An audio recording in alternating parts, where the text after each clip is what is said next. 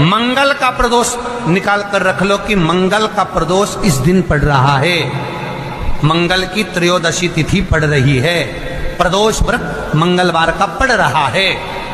और जिन लड़का लड़की को मंगल होते हैं, जिन कन्या और वर को मंगल होते हैं, केवल शंकर भगवान के मंदिर में जाकर चौमुखी दिया, 4 बत्ती का दिया आटे का, उसमें घी डालकर लड़की शंकर भगवान के मंदिर में मात्र 7 बार शंकर पे से उतार कर 3 बार स्वतः उतार कर शिव के मंदिर में रख देती है। उसका मंगल आड़े आता ही नहीं है, मंगल नहीं आता सामने। मंगल प्रदोष व्रत का इतना महत्व है महाराज। जब जिस महीने में जो प्रदोष पड़ा करे, जब प्रदोष पड़े, बन सके 1 बेलपत्र, बन सके 5 बेलपत्र, शमीम पत्र, हरे मूंग, हरा मूंग, बेलपत्र, एक कलश के अंदर थोड़ा सा पानी लेकर 1 बेलपत्र, हरा मूंग, शमीम पत्र डालकर और उसमें थोड़ा सा गुड़ डालकर भगवान शिव का स्मरण कर कर प्रदोष काल में, मान लो कोई काम आपका बहुत जरूरी है, बहुत दिनों से आप थक गए हैं, नहीं हो रहा, कर्जा बढ़ रहा है, धन नहीं आ रहा, व्यापार नहीं चढ़ रहा, या कोई समस्या बहुत प्रबल है, कोई एग्जाम में बैठ रहे हो नहीं हो रहा, परीक्षा भी दे दी है, रिजल्ट आने ही वाला है, तो भी प्रदोष काल में, प्रदोष के समय वो जल, मूंग, शमीम पत्र और बेलपत्र और गुड़ का शंकर के शिवलिंग को समर्पित करना प्रारंभ कर दो। 2 या 3 प्रदोष करोगे, बाबा आपकी मनोकामना शीघ्र पूर्ण कर देगा। शंकर भगवान पर चढ़े हुए जल जब नीचे की ओर आता है, जिस जगह पर जल गिरता है उस जगह पर मात्र एक दुर्गा प्रदोष के दिन अपनी कामना कर कर इस शरीर के सुख के लिए शंकर भगवान के जल गिरने वाले स्थान के पास में अवधूतेश्वर महादेव के नाम से रख दी जाती है, तो जिंदगी में कभी बड़ी बीमारी नहीं आती। उसी तरह जिससे रोग को समाप्त करने के लिए दुर्वा का प्रयोग किया जाए। कभी ऐसा योग लगे आपके जीवन में कि आप जिस व्यापार को आपने करा उस व्यापार में आपको फल नहीं मिला, फिर आपने व्यापार चेंज करा, फिर बदल कर देखा, फिर उस व्यापार को कर कर देखा, उसमें फल नहीं मिला, फिर आपने वापिस व्यापार को बदलने का विचार किया, तो हमारा निवेदन रहेगा उस व्यापार को बदलने से पहले एक काम जरूर कर कर देखो। 3 स्थान पर बेलपत्र को चढ़ाकर देखिएगा। अगर आपको लगे कि मैंने व्यापार बदल लिया, एक बार बदला, कई लोग ऐसे भी होते हैं जो पैसा इकट्ठा करते हैं, धन एकत्रित करते हैं, और कोई व्यापार ऐसा कर लेते हैं जिस व्यापार में धन चले जाता है तो वो धन वापिस नहीं आता, महाराज, वो व्यापार का धन वापिस नहीं आता, तो बड़े दुखी होता है कि भाई मेरा गया हुआ पैसा नहीं आ रहा, मैं बड़ा कष्ट में हूं, मेरा खुद का ही आ जाए ना तो मैं निहाल हो जाऊं, मेरा अपना ही नहीं आ रहा जो गया हुआ है, तो मैं क्या वर्णन करूं उसको, क्या कहूं। उनके लिए भी ये प्रयोग, ये शिव विद्येश्वर संहिता का ये भाव बड़ा सुंदर है। आप व्यापार पर व्यापार बदल कर देख लिए, धन भी हमारा कहीं डूब गया, आ नहीं रहा है, तो प्रयास करना 3 स्थान पर चढ़ाई गई बेलपत्र हमें सुख अनुभव करा। अपने मंदिर में, अर्थात अपने घर के पास कोई मंदिर हो, शिवालय हो, देवालय हो, जहां शंकर भगवान विराजमान हो, शिवलिंग हो, ऐसी जगह पर अवश्य करें। हमें कहीं दूर जाकर ये प्रयोग नहीं करना है, अपने शिवालय, अपने जो घर के आसपास में शिवालय हो वो। 1 बेलपत्र अशोक सुंदरी वाली जगह। अब उसको अशोक सुंदरी की जगह पर भी चढ़ाने का तरीका क्या है? जब हम बेलपत्र चढ़ाएंगे तो उस बेलपत्र को चढ़ाते समय आपकी जो बेलपत्र की डंडी है, वो बेलपत्र रविवार प्रदोष के दिन का ये उपाय है महाराज। ये बेलपत्र की जो डंडी है, इस डंडी का भाग शिवलिंग की ओर होना चाहिए। ये जो डंडी है इसका भाग अशोक सुंदरी पर जब चढ़ाएंगे तो शिवलिंग की ओर इसका भाग होगा महाराज। दूसरी, बेलपत्र को जब हम समर्पित करेंगे, जया, विषहरा, शामरीवारी, दौतली, देव, मान लो जलाधारी ऊपर नहीं है शंकर जी के, तो उसका स्मरण कर कर पांचों कन्याओं का नाम लेकर जया, विषहरा, शामलीवारी, दौतली, देव, इनका स्मरण कर कर शंकर भगवान के शिवलिंग पर बेलपत्र रखेंगे। बेलपत्र कहां रखना है? आप अगर यहां बैठे हो तो आपके विपरीत में डंडी का मुख होना चाहिए। ये बेलपत्र की जो डंडी है इसका मुख आपके विपरीत में हो। आप यहां बैठे हो तो डंडी उधर होगी, आप इधर बैठे हो तो डंडी का मुख इधर होगा, आप उधर बैठे हो तो डंडी का मुख इधर होगा। आपके ठीक विपरीत की ओर डंडी का मुख हो।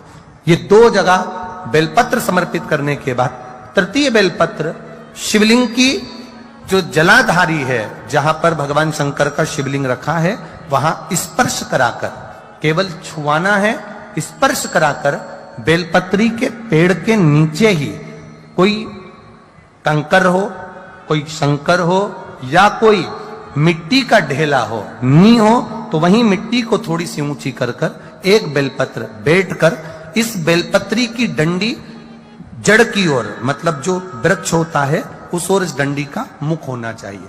ये 3 रविवार के प्रदोष के दिन शंकर भगवान पर चढ़ाई गई बेलपत्र से हमारा गया हुआ धन भी पुनः आने का रहता है और हमारा जो व्यापार बार बार बंद हो रहा है, शिव की कृपा से एक बार चालू तो चालू हो ही जाता है, शिव तत्व को जाता। आप स्वयं भाग्यशाली हैं, आप स्वयं किस्मत वाले हैं। कोई कैसे कह दे तुमको कि तुम अभागे हो? ना ना, हमारे बराबर भाग्य नहीं है किसी का।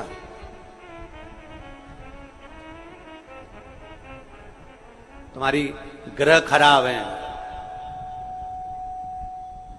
तुम्हारे ग्रह खराब है।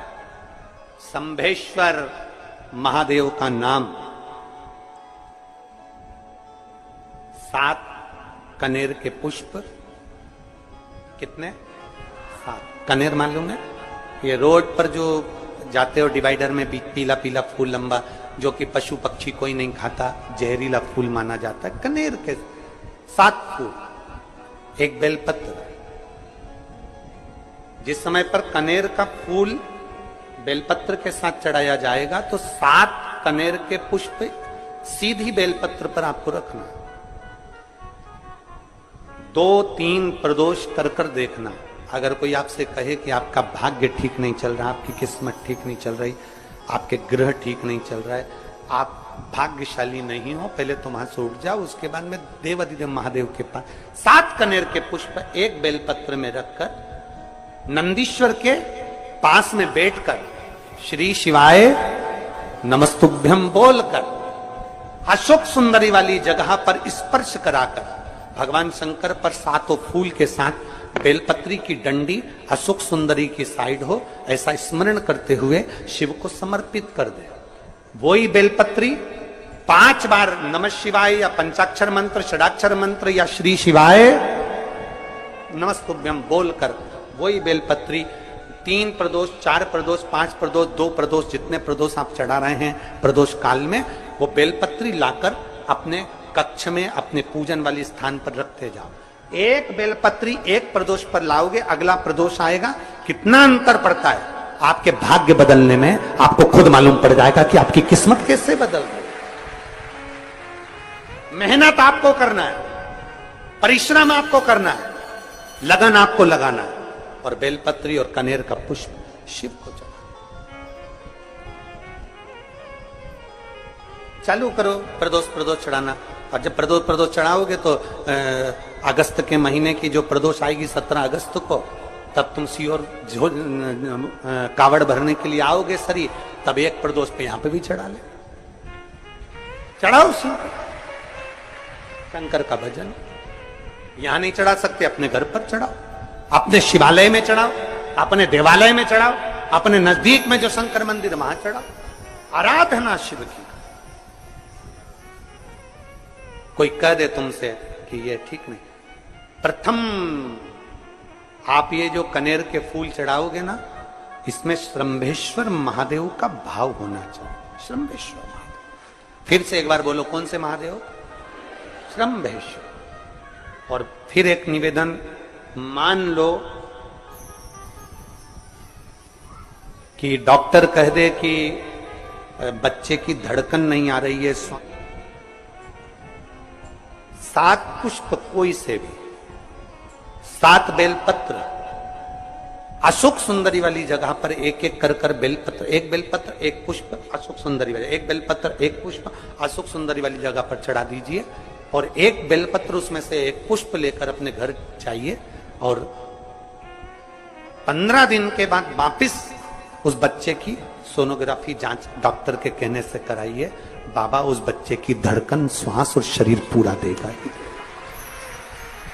श्रंभेश्वर महादेव में, श्रंभेश्वर महादेव का जब नाम लिया जाता है तो 33 कोटि देवी देवताओं का एक साथ नाम उच्चारण हो जाता है। 33 कोटि देवताओं। श्रंभेश्वर, बोल श्रंभेश्वर महादेव की जय।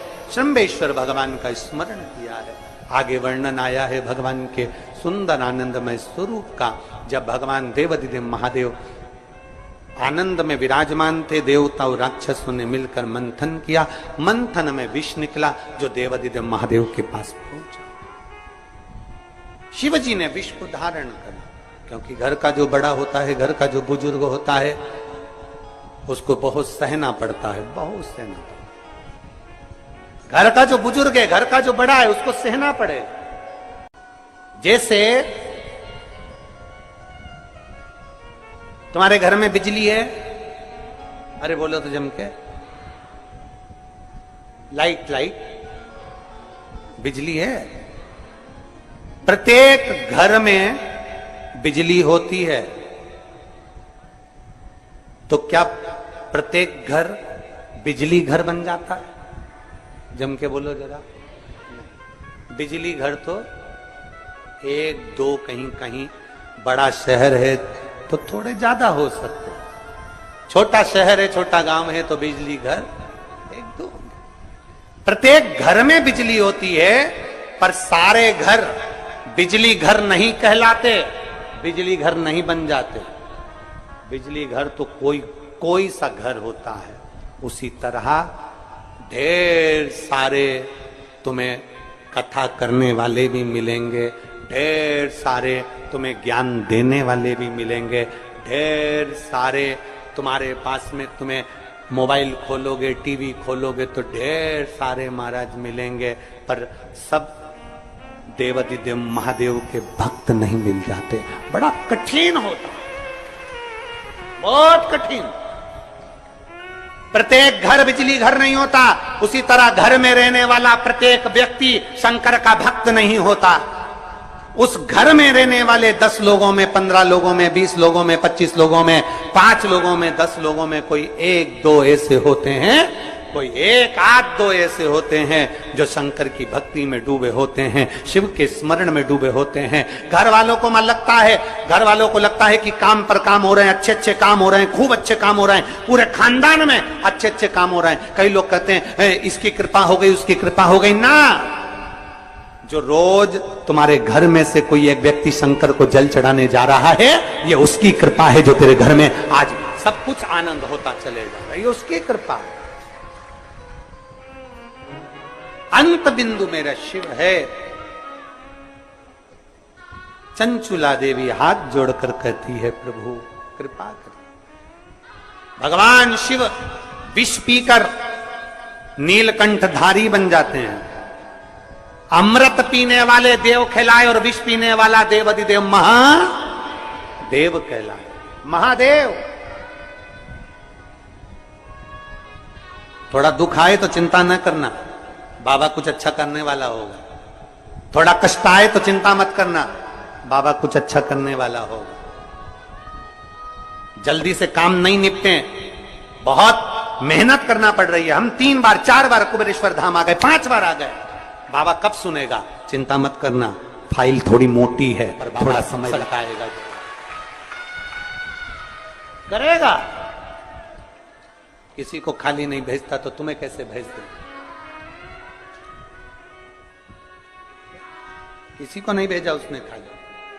ये इतने इतने एक बहन ने तो पूरी डॉक्टरों की 1 2 3 4 5 6 7 फाइल लगाई, 7 डॉक्टरों की, 7 डॉक्टरों की फाइल लगाई है।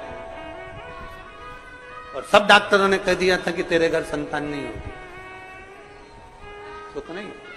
फिर भी शिव ने 1 साल नहीं, 2 साल नहीं, 3 साल नहीं, 4 साल नहीं, 5 साल बाद दिया। तो देता जरूर है, थोड़ा समय लग सकता है। विष पीने के बाद भी बाबा का नाम नीलकंठधारी हो गया, त्रिपुंडधारी हो गया, त्रिकालदर्शी, कैलाशी, अविनाशी। शिव कथा कह रही है, भगवान शंकर का चरित्र कर रहा है, शिव महापुराण की कथा कर, ओगरदानी का चरित्र।